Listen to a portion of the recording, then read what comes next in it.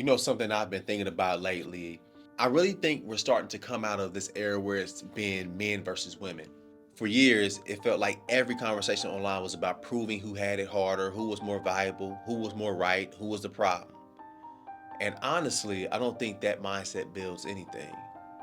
It definitely doesn't build families. It doesn't build healthy relationships. It doesn't build communities. It just builds walls and barriers. I think we spend so much time trying to convince each other who's winning that we've forgotten we were never supposed to be competing in the first place. We were supposed to be complementing each other. Now, before anybody jumps into the comments, let me say this. There are always exceptions. Every man is different, every woman is different. But generally speaking, I think men and women tend to be wired different. And I don't think those differences are problems, I think they're gifts. For example, men often tend to approach situations from a logical standpoint. What's the solution? How can we get to the finish line? How do we fix it? What's the next step? My amazing ladies, on the other hand, often bring emotional awareness into the room. How does this affect everyone involved? How's everyone feeling? What are we missing? Now, here's the mistake that we make. We treat logic and emotion like they're enemies, and they're not. They're teammates. Logic without empathy can become cold. Emotion without reason can become overwhelming. But when the two come together, that's where wisdom starts to show up. That's where balance lives. I've learned that some of the biggest breakthroughs in my own life came from women helping me see something I completely missed because I was only looking at the facts.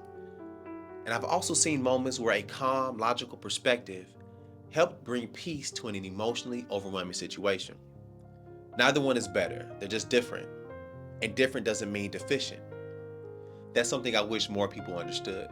We don't have to condemn each other because we process life differently.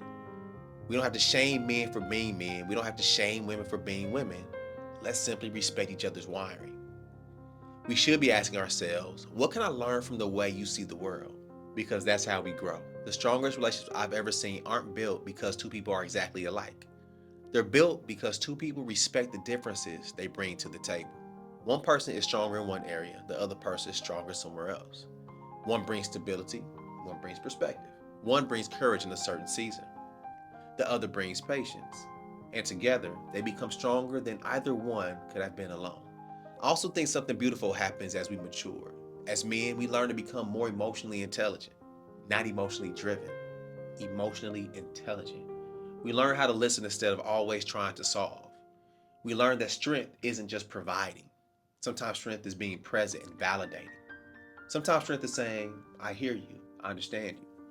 And I think women, through life and experience, often develop an incredible ability to balance emotion with wisdom and discernment, to step back just a little bit, to evaluate, to think through difficult decisions without losing the compassion that makes them who they are.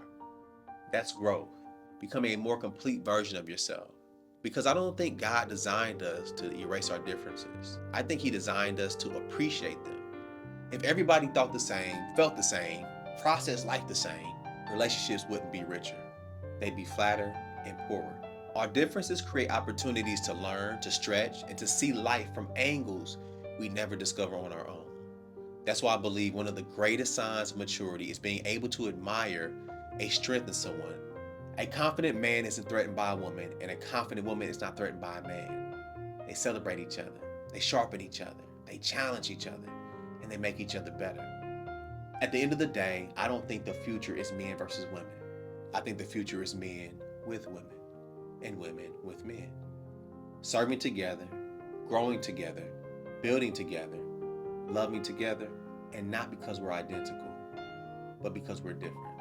And when those differences are rooted in humility, respect, and love instead of pride and competition, that's where healthy families begin. And honestly, I think that's where a better world begins. Let's not compete, let's collaborate. Signing off.